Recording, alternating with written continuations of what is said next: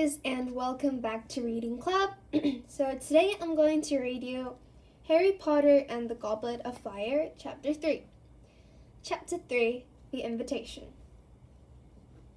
By the time Harry arrived in the kitchen, the three Dursleys were already seated around the table.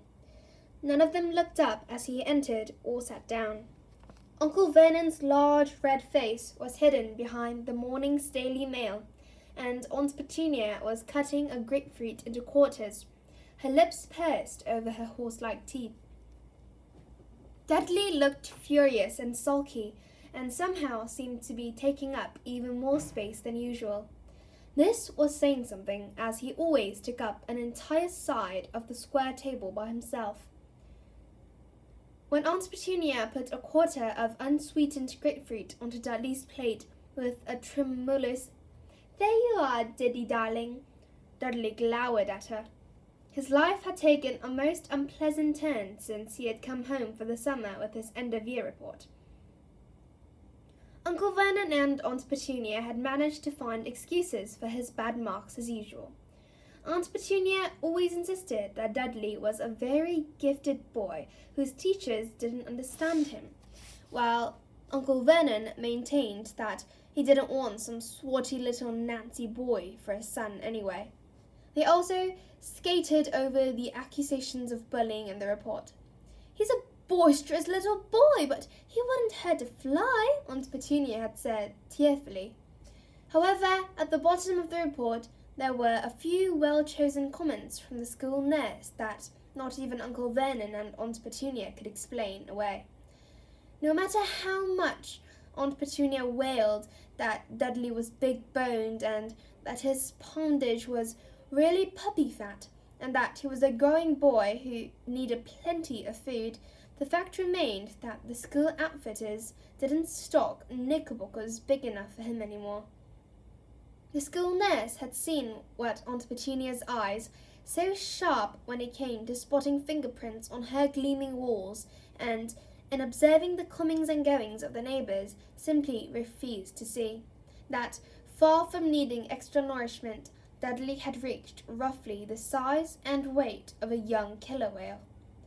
So, after many tantrums, after arguments that shook Harry's bedroom floor, and many tears from Aunt Petunia, the new regime had begun. The diet sheet that had been sent by the smelting school nurse had been taped to the fridge, which had been emptied of all Dudley's favourite things: fizzy drinks and cakes, chocolate bars and burgers, and filled instead with fruit and vegetables and the sorts of things that Uncle Vernon called rabbit food. To make Dudley feel better about it all, Aunt Petunia had insisted that the whole family follow the diet too. She now passed a grapefruit quarter to Harry. He noticed that it was a lot smaller than Dudley's. Aunt Petunia seemed to feel that the best way to keep up Dudley's morale was to make sure that he did, at least, get more to eat than Harry.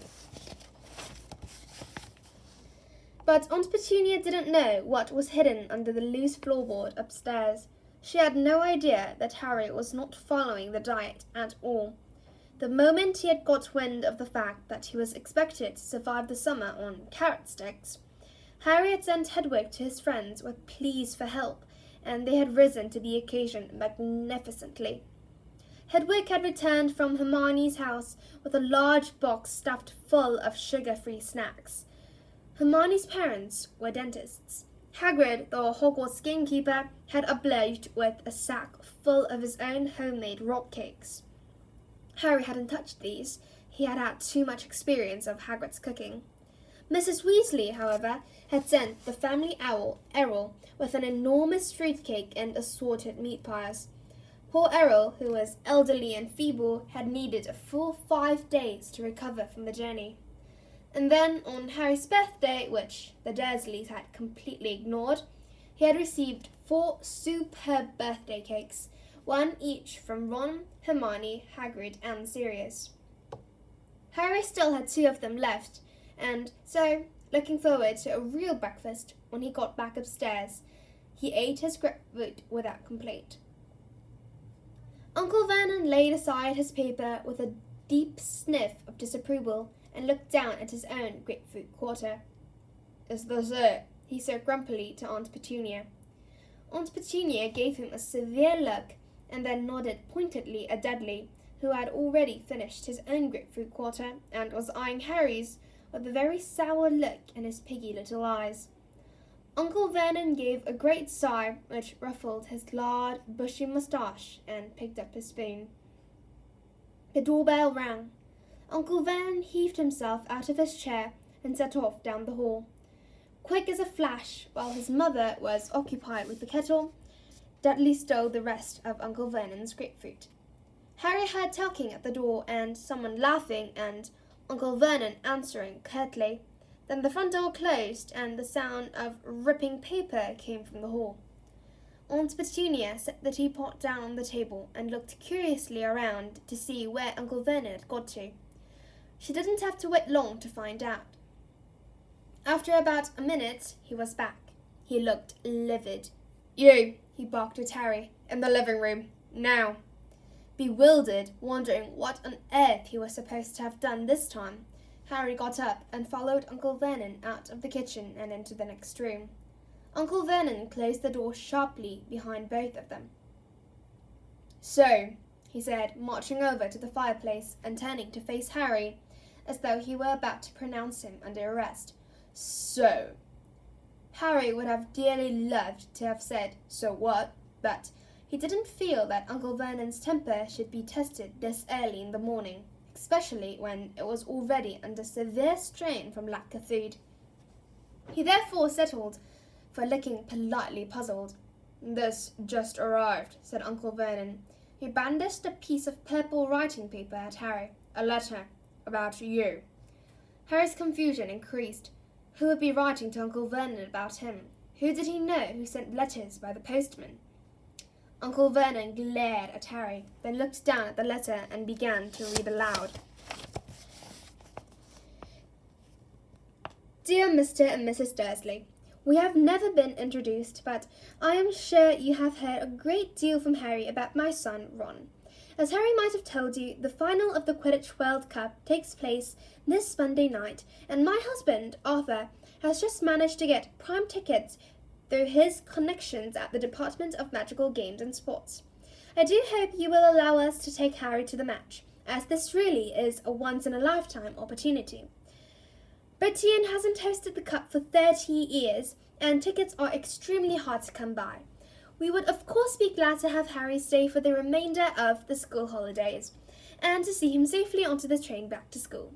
It will be best for Harry to send us your answer as quickly as possible in the normal way, because the Muggle postman has never delivered to our house, and I am not sure he even knows where it is.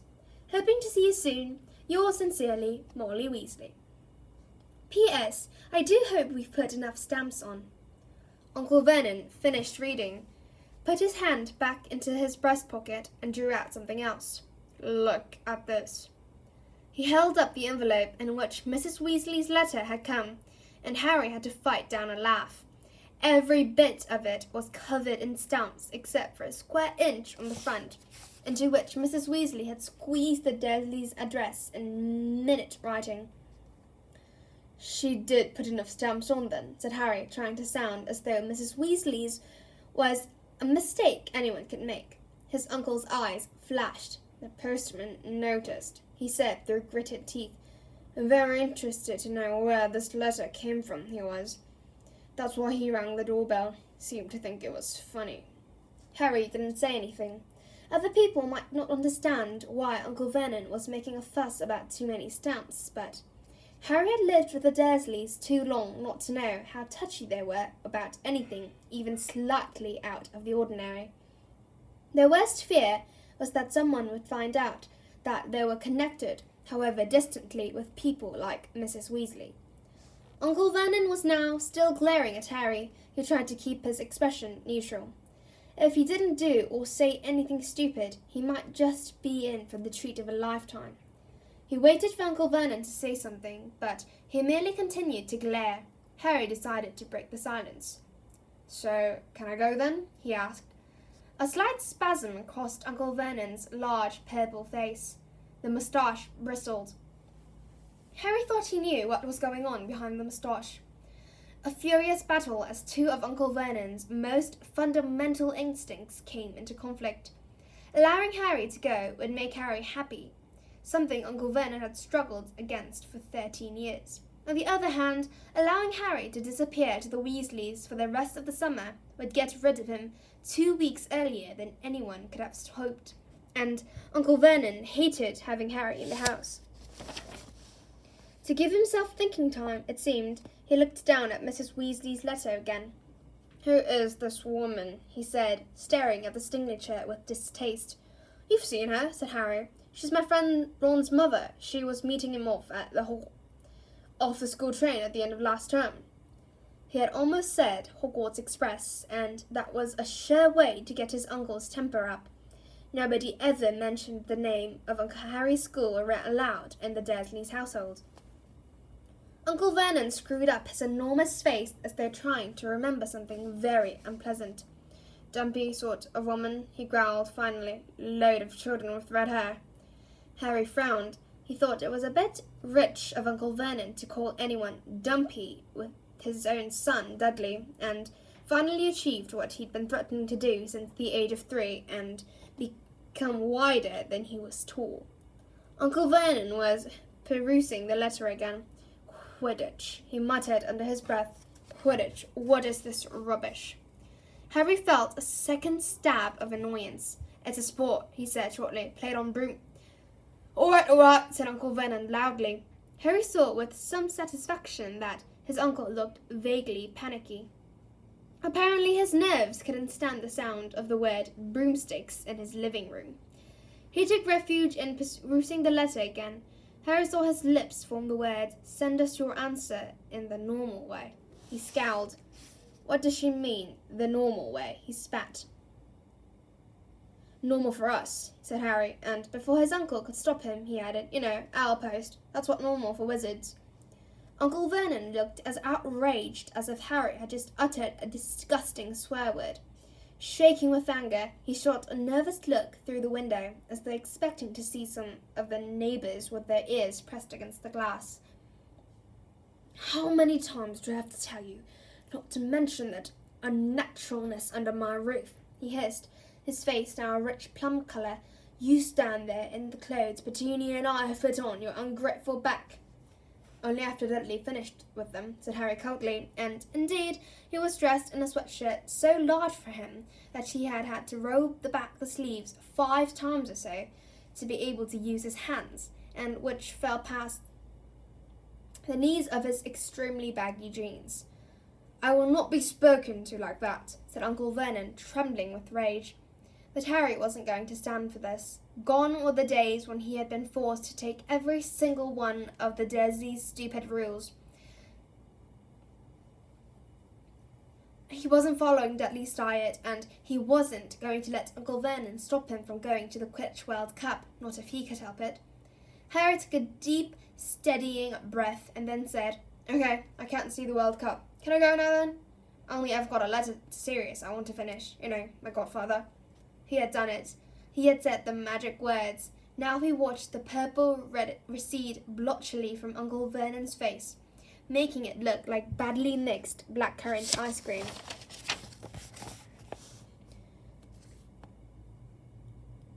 You're writing to him, are you?" said Uncle Vernon in a would-be calm voice, but Harry had seen the pupils of his tiny eyes contract with sudden fear. "Well, yeah," said Harry casually. "It's been a while since he heard from me, and, if he doesn't, he might start thinking something's wrong." He stopped there to enjoy the effect of these words. He could almost see the cogs working under Uncle Vernon's thick, dark, neatly parted hair. If he tried to stop Harry writing to Sirius, Sirius would think Harry was being mistreated. If he told Harry he couldn't go to the Quidditch World Cup, Harry would write and tell Sirius, who would know Harry was being mistreated. There was only one thing for Uncle Vernon to do. Harry could see the conclusion forming in his uncle's mind as though the great moustached face were transparent. Harry tried not to smile, to keep his own face as blank as possible, and then, "Well, all right then, you can go to this study, this stupid World Cup thing. You write and tell these These Weasleys, they're to pick you up, mind. I haven't got time to go dropping you off all over the country, and you can't spend the rest of the summer there. And you're going to tell your godfather, tell him you're going." "Okay then," said Harry brightly. He turned and walked toward the living room door, fighting the urge to jump into the air and whoop. He was going. He was going to the Weasleys. He was going to watch the Quidditch World Cup. Outside in the hall, he nearly ran into Dudley, who had been lurking behind the door, clearly hoping to overhear Harry being told off. He looked shocked to see the broad grin on Harry's face. "That was an excellent breakfast, wasn't it?" said Harry. "I feel really full, don't you?" Laughing at the astonished look on Dudley's face, Harry took the stairs 3 at a time and hurled himself back into his bedroom. The first thing he saw was that Hedwig was back. She was sitting in her cage, staring at Harry with her enormous amber eyes and clicking her beak in the way that meant she was annoyed about something. Exactly what was annoying her became apparent almost at once. "Ouch!" said Harry, as what appeared to be a small, grey, feathery tennis ball collided with the side of his head.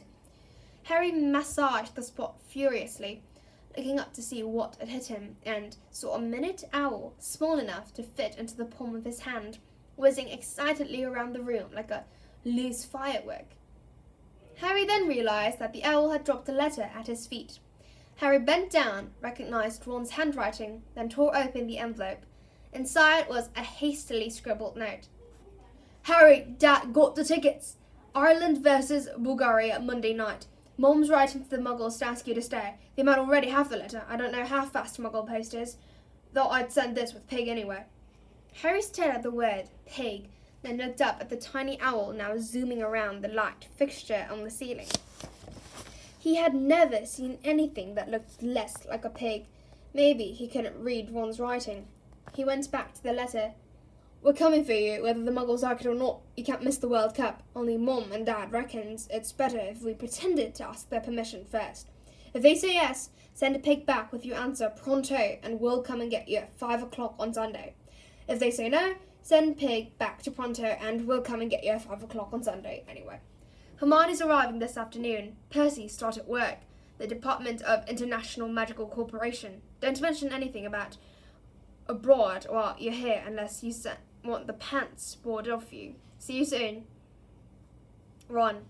"Calm down," Harry said as the small owl flew low over his head, twittering madly with what Harry could only assume was pride at having delivered the letter to the right person. "Come here, I need you to take my answer back." The owl fluttered down on top of Hedwig's cage. Hedwig looked coldly up at it, as though daring it to try and come any closer. Harry seized his eagle feather quill once more, grabbed a fresh piece of parchment and wrote, "Ron, it's all okay. The Muggles say I can come. See you 5 o'clock tomorrow. Can't wait, Harry." He folded this note up very small and with immense difficulty tied it to the tiny owl's leg as it hopped on the spot with excitement. The moment the note was secure, the owl was off again. It zoomed out of the window and out of sight. Harry turned to Hedwig. "Feeling up to the long journey?" he asked her. Hedwig hooted in a dignified sort of way. "Can you take this to Sirius for me?" he said, picking up his letter. "Hang on, I just want to finish it." He unfolded the parchment and hastily added a postscript. "If you want to contact me, I'll be at my friend Ron Weasley's for the rest of the summer. His dad got us tickets for the Quidditch World Cup." The letter finished, he tied it to Hedwig's leg. She kept unusually still, as though determined to show him how a real post owl should behave. "I'll be at Ron's when you get back, all right?" Harry told her. She nipped his fingers affectionately, then, with a soft swooshing noise, spread her enormous wings and soared out of the open window. Harry watched her out of sight, and crawled under his bed, wrenched up the loose floorboard, and pulled out a large chunk of birthday cake. He sat there on the floor, eating it, savouring the happiness that was flooding through him. He had cake, and Dudley had nothing but grapefruit. It was a bright summer's day. He would be leaving Private Drive tomorrow. His scar felt perfectly normal again, and he was going to watch the Quidditch World Cup. It was hard just now to feel worried about anything, even Lord Voldemort. So that's the end of this chapter. I hope you enjoyed it, and if you did, please click many likes and subscribe Reading Club. So I'll come back later with a new and improved channel. Thank you for listening, guys. See you next Sunday.